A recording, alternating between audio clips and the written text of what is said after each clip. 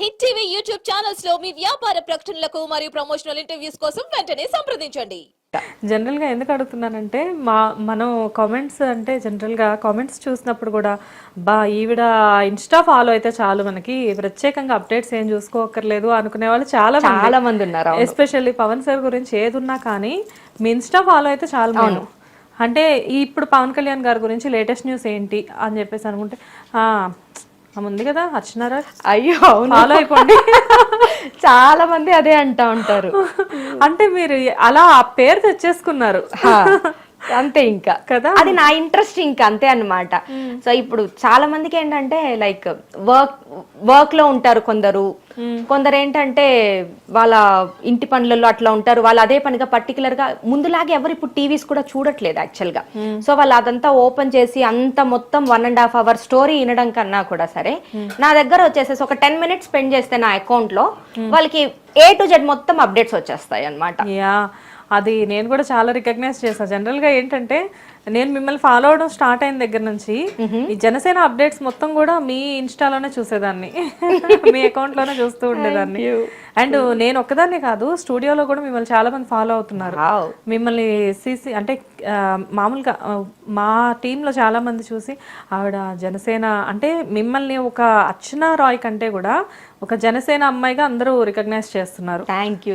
Maybe అది మీకు చాలా హ్యాపీ థింగ్ అనుకుంటా. ఫుల్ నాకు అది చాలా అంటే నన్నుగా కాకుండా అట్లీస్ట్ పవన్ కళ్యాణ్ అన్నయ్య సపోర్టర్ గా గుర్తు పెట్టుకున్నందుకు చాలా హ్యాపీగా ఫీల్ అవుతాను. ఇప్పుడు అంటే లైక్ మీరు మూవీస్ కూడా చేస్తున్నారు ఆర్టిస్ట్ గా, ఒక పక్కన ఇన్స్టా ఇన్ఫ్లుయెన్సర్ గా ఉన్నప్పటికీ బిజీగా అప్పుడప్పుడు మూవీస్ అడపదడప మూవీస్ కూడా చేస్తున్నారు. ఫుల్ ఫ్లెజ్డ్ గా మూవీస్ లోకి వెళ్దాం అలా థాట్ లేదా? లేదండి, అంటే ఇంకా అంత ఆలోచించలేదు. సో ఏదన్నా వస్తే చూడాలి. యాక్చువల్ గా సీరియల్స్ లో కూడా బోల్డ్ వస్తున్నాయి ఆఫర్స్, కానీ కంటిన్యూటీ రోల్ లేదనమాట.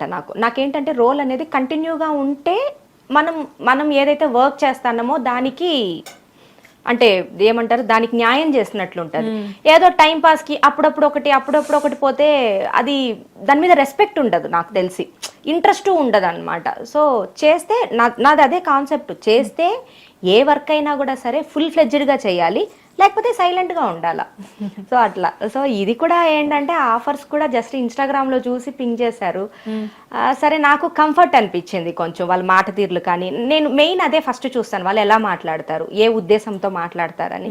సో నాకు అది ఓకే అనిపిస్తే నేను ఇంకా ముందుకెళ్తాను అనమాట. మూవీస్లో ఆల్రెడీ స్టార్ట్ చేశారు, ఒకవేళ సడన్ గా పవన్ సార్ మూవీలోనే ఒక ఆఫర్ వచ్చిందనుకోండి, ఎలా ఉంటది? ఒక మేనేజర్ కాల్ చేసి ఇలా పవన్ సార్ మూవీకి మీరు సెలెక్ట్ అయ్యారు, సో మంచి సిస్టర్ క్యారెక్టర్ లేకపోతే ఏదో ఒక క్యారెక్టర్ ఉంది అని చెప్పేసి మీకు చెప్పారనుకోండి, ఇంకా ఎగిరి గంతులేయడమే. ఇంకా అస్సలు ఇంకా ఏమంటారు, నీ లైఫ్ లో బెస్ట్ మూమెంట్ ఏది అనేసానంటే నేను పవన్ కళ్యాణ్ అన్నయ్యని కలిసింది మాత్రం ఫస్ట్ నా బెస్ట్ మూమెంటే ఉంటుంది ఎప్పటికీ. అది ఎన్ని ఇయర్స్ అయినా కూడా సరే అదే ది బెస్ట్ మూమెంట్ ఉంటుంది. ఇది సెకండ్కి వచ్చేస్తుంది అప్పుడు. ఓకే, బిఫోర్ పవన్ కళ్యాణ్ గారు మీ ఫేవరెట్ హీరో ఎవరు? నాకు యాక్చువల్ గా అయితే వెంకటేష్ గారు చాలా ఇష్టం అన్నమాట. అదేంటోనండి, డెస్టినీ మీకు ఎలా క్రియేట్ చేస్తుందంటే ఎవరిని కావాలి, ఎవరు మీ ఫేవరెట్ హీరో అయితే వాళ్ళని కల్పించేసేస్తుంది. అవును. సో నేను అసలు కదా అన్ఎక్స్పెక్టెడ్ గా మీట్ అయ్యాను అనమాట వెంకటేష్ గారిని కూడా. నాకు చిన్నప్పటి నుంచి నాకు వెంకటేష్ గారు అంటే తెలియని అభిమానము, ఆయన ఒక్కసారైనా చూడాలి అని ఉండేదన్నమాట. సో ఆయన్ని చూసాను. ఎప్పుడైతే ఈ జనసేన పెట్టారో అప్పటి నుంచి నాకు పవన్ కళ్యాణ్ గారు ఈ ఇద్దరిని మాత్రం నా లైఫ్ టైంలో ఒక్కసారన్నా చూడాలి. నాకేమో వాళ్ళతో పోయి మాట్లాడడం అవన్నీ అవసరం లేదు, జస్ట్ అలా అంటే తనివి తీరా చూసుకోవాలి అన్న ఇది ఉన్నిందనమాట. బట్ వెంకటేష్ గారు అయితే మాత్రం ఇంకా ఫుల్ ఫ్లెడ్జ్డ్గా అనమాట. ఇంకా 1 hour ఫ్లైట్, మొత్తం సేమ్ ఫ్లైట్ లో వెళ్ళాము ఇద్దరము. సో ఇంకా పోతూ వస్తూ రాను పోని అంటే ఇట్లా ఆయన లేసినప్పుడు నేను వెళ్ళినప్పుడు చూసుకుంటానే ఉన్నాం అనమాట, ఇట్లా క్రాస్ లో కూర్చొని ఉన్నాము. సో కొంచెం అది కూడా మంచి మెమరీస్ అని అనుకో. ఏం మాట్లాడారు ఫస్ట్ వెంకటేష్ గారితో? వెంకటేష్ గారితో ఏం మాట్లాడలేదు, జస్ట్ ఆయన హాయ్ చెప్పారు. అంటే నేను హాయ్ చెప్పాను, నేను ఇట్లాగా నాకు మీరంటే చాలా ఇష్టం అండి అంటే, ఓ అవునా అమ్మా అనేసి అని అన్నారు. ఒక ఫోటో తీసుకున్నాను. ఇంకంతే. దాని తర్వాత ఫ్లైట్లోకి వెళ్ళిన తర్వాత నాకు మీ ఆటోగ్రాఫ్ కావాలి అనేసి అని అంటే ఇంకా ఆయన మరి నేనేం పేపర్స్ ఏం తెచ్చుకోలేదంటే నా దగ్గర టికెట్ ఉండే అనమాట. అప్పట్లో ప్రింట్అవుట్స్ వచ్చేది టికెట్, అది తీసుకొని వెళ్ళి ఇస్తే దాని మీద పెట్టారు, జాగ్రత్తగా పెట్టుకుంటావా అన్నారు అనమాట. అయ్యో ఏంటండి అలా అంటారే అనేసి అని చెప్పి ఇంకా అది ఒక్కటి అంతే, ఇంకేం మాట్లాడలేదు. బేసిక్ గా వెంకటేష్ గారు మూవీస్ లోనే బయట కూడా కామెడీ చాలా ఫన్నీగా ఉంటారు. సో అందుకే మేబీ సెటైర్స్ వేస్తూ ఉన్నారేమో. ఓకే. అండ్ తర్వాత మళ్ళీ ఎప్పుడు కలవలేదా? లేదండి. ఓకే. అండ్ రవితేజ గారిని మాత్రం, రవితేజ గారిని మీరు కలవడం వేరు అక్కడ స్విస్ లో, బట్ ఆయన మళ్ళీ మిమ్మల్ని కలవడం, వచ్చి మిమ్మల్ని రికగ్నైజ్ చేసి ఇండియాలోకి వచ్చి మిమ్మల్ని కలవడం అనేది చాలా గొప్ప విషయం కదా. నిజంగానే అది చాలా, అంటే నేను ఎక్స్పెక్ట్ చేయలేదు అది. యాక్చువల్ గా ఆయన ఎక్కడో మూల ఉన్నారు, అసలు ఆయన కాల్లో ఉన్నారు, నేను మా కజిన్స్ అందరూ నిల్చుకొని ఉన్నాం అనమాట. వీళ్ళు మిగతా వాళ్ళతో అంతా చూసి ఫొటోస్ తీసుకుందాం అని అన్నారు. ఆ కార్నర్ లో ఉన్న అతను ఫోన్ కట్ చేసి మరీ దగ్గరకు వచ్చి మాట్లాడాడు అనమాట. నాకు అది అంటే ఒక తెలియని హ్యాపీనెస్ వచ్చింది. అది ఎలా అనిపించింది ఆ మూమెంట్ మీకు? ఇంకంతే, ఇంకా చాలా హ్యాపీ అనిపించింది అనమాట. Star hero. ఐ థాట్ అది వేదం మూవీ టైంలో. వేదం మూవీ టైంలోనే మీరు కలిసింది డాన్సీనోకి, అంటే ఆల్మోస్ట్ ఒక 1.5 ఇయర్ అటు ఇటు అంతే. ఆ వెకేషన్ కి వచ్చున్నాము, ఇంకప్పుడు కలిసాం అనమాట. యాక్చువల్ గా డాన్సీనో అంటే 2011 లో వచ్చింది, అటు ఇటుగా. ఇమీడియట్ గా వేదం కూడా అదే. సో ఒక హీరో దగ్గరకు వచ్చి అదొక ఫ్యాన్ మూమెంట్ అనుకోవచ్చు. ఎందుకంటే రవితేజ గారు అనేసరికి అందరూ లైక్ చేస్తారు. ఆయన ఎనర్జెటిక్ హీరో తను. మన ఇంట్లో మనిషిలాగా ఉంటాడు.